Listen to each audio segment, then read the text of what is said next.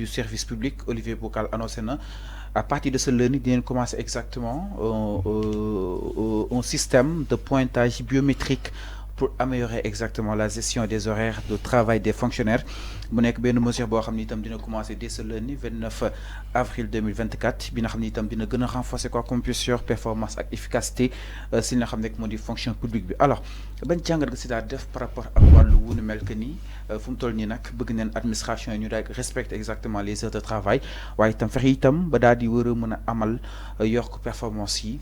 Dès ce lundi 29 avril, on va démarrer pointage li nga xam ne que moo di biométrie. Souvent on parlait de que dans l'administration on a des emplois fictifs, donc le fait d'après le pointage bu fekkoon dañoo jël koo xamante ni il est fictif wala ku dee la au moins bu amul présence di nga xam ni kii kon existé wul. Déjà c'est un avantage beneen bi sur la ponctualité mais aussi sur le respect des horaires de travail. Donc pour moi c'est une bonne chose, montrer le cap, montrer qu'aujourd'hui ci démarche bi lii la ñi ñu dénk ay responsabilités nañ ko motal ñu liggéey ko du dëgg. Maintenant il faut aller au-delà même du système de pointage biométrique parce qu'on met des empreintes dina identifier la personne, ça permettra ku nekk ñu xam ban heure nga ñëw ban heure nga wàcc. loolu pour man lu am solo la. Maintenant am na lu ko gën a am solo nit mën na xëy si pointé te du liggéey te du productif par exemple ñëw te sap sa baaraam toog. am na de waaw léegi nag comment on va faire. Bonne politique la ñuy lal pour ñu am plus de productivité mooy ñu accompagner ci sur les objectifs, conscientiser leen sur les valeurs du travail nga jàpp ni que yow fi nga nekk di liggéey defaloo ko kenn jaamu yàlla la réew mi nga koy defal sa bopp nga koy defal. Tu le fais pour les futures générations. Donc pour man dans l'administration qui est le moteur quand même de la gestion d'un pays, on doit véritablement mettre à leur disposition les moyens ñu ngi leen di fay ay salaire nañ leen accompagner mais ñu xam lan mooy seen obligation de travail lan la ñuy apporter ngir réew mi mais il n'est plus question ci yi doon am nu ñu di xëy heure bu leen neex 11 heures liggéey dossier ñu yéexal ko ak yeneen mbir yi nekk ci administration ci wàllu corruption ak yeneen donc nag foofu lañ leen di xaar ci lu bëri. Alors si loolu exactement ñu gis ni régime bi dafa jël lu bees mooy li nga xam ne moo di ay lancement d'ultimatum exactement ku si nekk projet bu ñu la jox dañ lay lancer li nga xam ne moo di ultimatum nekkoon loo xam ne itam peut-être gisuñu ko woon si régime bi passé est-ce que ñi ngi assisté benn l'ère de changement nga jàpp ni. waaw non man jàppee moo ko ultimatum donc ça s'appelle GAR ça s'appelle GAR, gestion axée sur les résultats.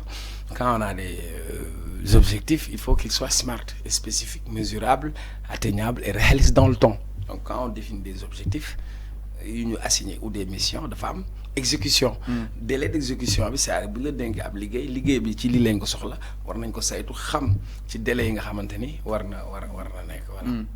Alors c'est clair ñu wax si leneen exactement balaa ñoo na kepp gis ni li nga xam ne que moo di ce jeudi 25 avril parti socialiste amoon na li nga xam ne que moo di première réunion secrétariat exécutif national ginnaaw présidentielle 2024 bi question yi nga xam ni itam doon nañ ko daal di élaboré bokkoon na seen diggante mu ñoom ak ki nga xam ne que moo di ak Benno Bokk Yaakaar. Donc mën nañ jàpp ni Benno est mort mais le PS ne peut pas être le premier parti à le lâcher.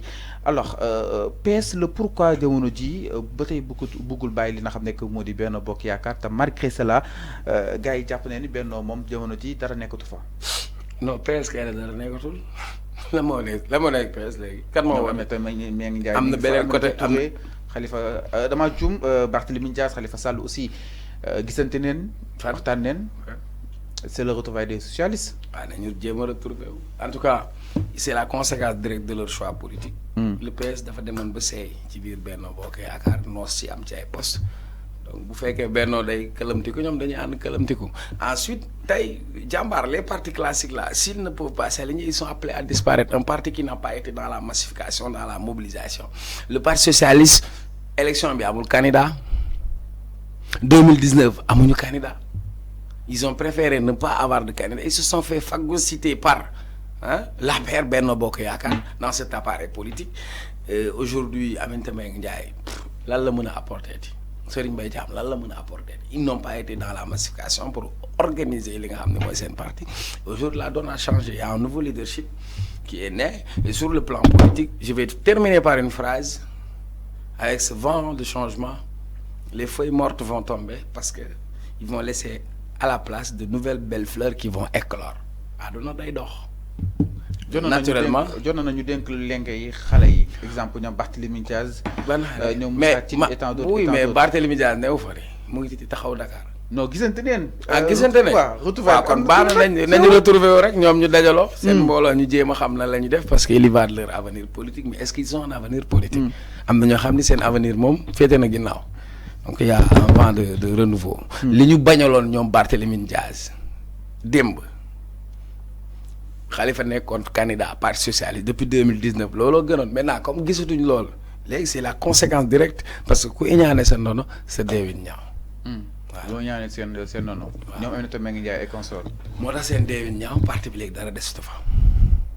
loolu parti bi mën na ñëwaat. fan lay ñëw yaa koy indi lan moo fa des. mais bu ñu naxante ko lan moo fa des lan moo fa des. mais mu ne nekk opposant direct. si Bassirou Diomaye Faye. ah mais naturellement Benno Bokk Yaakaar lañ nekkoon. ils n'ont qu'à s'affirmer dans l'opposition c'est aussi simple ils ont été au pouvoir pendant 12 ans ils n'ont qu'à s'affirmer dans leur position. Maintenant qu'est-ce qui reste du parti est-ce qu'ils ont toujours l'appareil du Parti socialiste parce que la donne a changé donc si la donne change si vous ne pouvez pas vous adapter vous êtes appelé à mourir et un parti vocation mooy conquérir. bokk ci système politique ak système électoral mais le Parti socialiste a été quasi inexistant au contraire ils ont joué un rôle d'être là derrière Macky Sall et aujourd'hui c'est la conséquence de leur compagnonnage avec Macky Sall loolu la rek. alors URD génn na kan moo fa des dara desatu mu ngi noonu voilà. bale bi day raxas ñu bëri moom fi mu toll nii dañuy ils vont appartenir au passé. alors merci beaucoup ñu lay jaajëfal bu baax a baax justement bàyyi nga tàggatoo téléspectateurs yi. waaw comme d'habitude man style direct rek dialogue direct xoola dañ ko teg ci digg bi nañu bàyyi yenn petits détails quoi. bëggoon nañu aussi si li nga xam ne que moo di la sortie de Habib Mbaye sur la RTS par rapport à toutes ces voitures yi nga xam ni itam ñu ne Racine Talla jaay na ko mu nekk